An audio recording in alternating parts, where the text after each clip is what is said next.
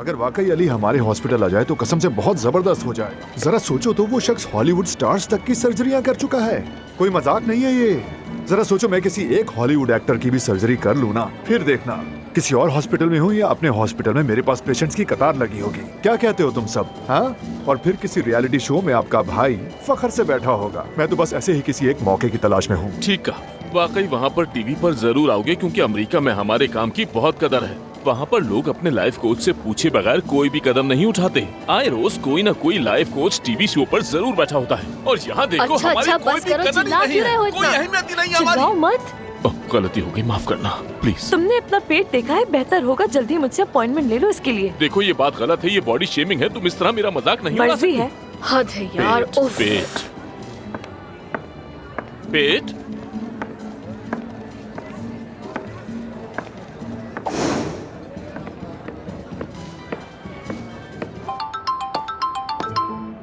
सुन रही हूँ मैं। ओरहन, सब ठीक है ना? सबा साहबा, कुछ ठीक नहीं है। क्या हुआ? आमिर यहीं बैठा हुआ है और वो यहाँ किसी के साथ जरूर किसी ऑफर पर बात कर रहा है। मुझे तो लग रहा है कि वो बहुत जल्द हॉस्पिटल छोड़ देगा। ऐसा नहीं हो सकता ओरहन। क्या वो अपने इतने सालों की मेहनत जाया करके चला जाएगा? आप समझ नहीं सबा साहबा, शायद आपको अंदाजा नहीं है कि यहाँ सब कुछ कितना अजीब हो रहा है। कुछ भी ठीक नहीं है। और जान को क्या हुआ? वेटर बना हुआ है वो। क्या? जी हाँ, वेटर। उम्मीद है आपका जवाब हाँ में होगा। इंतजार रहेगा। बहुत शुक्रिया। ख्याल रखिएगा। आप भी।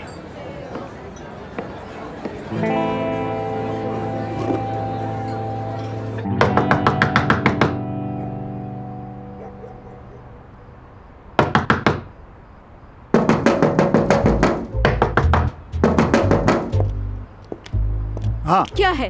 अब क्या चाहिए तुम्हें? मुझे घर के अंदर आने दो। आवाज नहीं आ रही। मैं तुम घर में वापस आना चाहता हूँ। हाँ, रुको। हाँ, देखो, इस घर के तुम्हारे लिए रास्ते बंद हो चुके हैं। तुम इस घर में नहीं आ सकते। कुछ समझ नहीं आया मुझे। आओ आओ, दरवाजे पर आओ। आमिर से बात हुई? तुमने उससे माफी मांगी?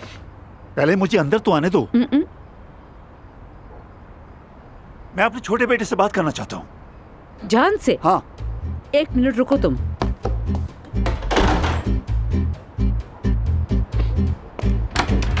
ओ, वो नहीं है। नहीं है? नहीं है, लेकिन अगर तुम उससे मिलना चाहते हो तो किसी होटल में जाओ या फिर किसी बार में देखो, या शायद किसी रेस्टोरेंट में वेटर बना हुआ हो। तुम साफ साफ क्यों नहीं कहती? बताओ बात क्या है? ओहो काया, तुम तो हर चीज से लाइल हो। मैं खुशखबरी देती हूँ। खुशखबरी? सुनोगे? हमारा बेटा वेटर बन गया है। वेटर? हाँ, और दूसरा तो बेरोजगार है, वो भी तुम्हारी वजह से। बस करो, ऐसा कुछ नहीं है। मैं उसे वापस ले आऊंगा। हाँ, मैंने सुना, देखी थी तुम्हारी न्यूज कॉन्फ्रेंस। ओह वाकई? हाँ देखी, बहुत अच्छे। मान गई। अपने सगे बेटे को निकालकर अमेरिका से एक काउबॉय को लाकर बिठा दिया, और कॉन्फ्रेंस में अपनी पार्टनर से कैसे चिपक कर बैठे हुए थे तुम। बस चुप कर जाओ, ऐसा कुछ भी नहीं है। वैसे भी हम बात कर रहे हैं कि आमिर को कैसे वापस लेके आएंगे। जानती हो, मैं और परवीन। काया, खुदा के लिए, खुदा के लिए उस औरत का नाम भी मत लेना मेरे सामने। देखो, गुस्से से मेरे रोंगटे खड़े हो गए उसका नाम सुनते ही। यार सबा, मेरा परवीन से काम के अलावा कोई ताल्लुक नहीं है। यकीन करो, मेरी उससे सिर्फ काम की बात होती है। फोन बज रहा है तुम्हारा। बजने दो, नहीं उठा रहा मैं। बात करो। हाँ, कर लूंगा। उठाओ तो। कौन है? Wrong number.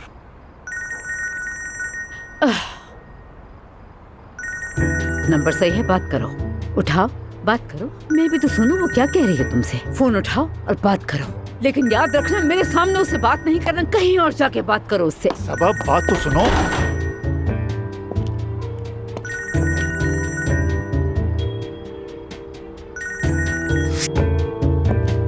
हाँ बोलो परवीन।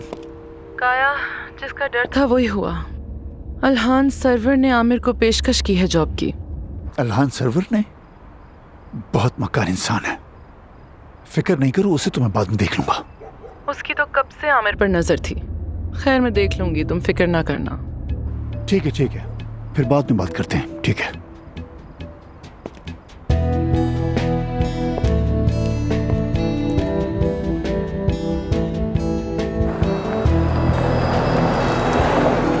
कुछ ज्यादा नहीं हो रहा दोस्त? ये ऑफर वगैरह का चक्कर क्या है? क्या वाकई हॉस्पिटल छोड़ने का इरादा है? देखो मेरे दोस्त, मेरा मुतालबा है माफी मांगी जाए, लेकिन बाबा ने क्या किया कि अगर तुम जाओगे तो तुम्हारी जगह अली बचाकची आ जाएगा। उसको मिसेस परवीन नहीं लाई थी?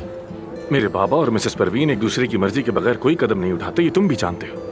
अगर अंकल काया ने माफी मांग ली तो सब कुछ ठीक हो जाएगा। अदीब, मेरे लिए ये माफी बहुत अहम है। जो उन्होंने मेरे साथ किया उसके बदले, बाकी सब चीजें अहम नहीं है। समझ गया। वो हॉस्पिटल तुम्हारे लिए सब कुछ है। उम्मीद करता हूँ सब अच्छा हो। तुम्हारे भाई ने कुछ कहा तो नहीं? नहीं, सब कुछ ठीक रहा। मैं बिला वजह डर रहा था।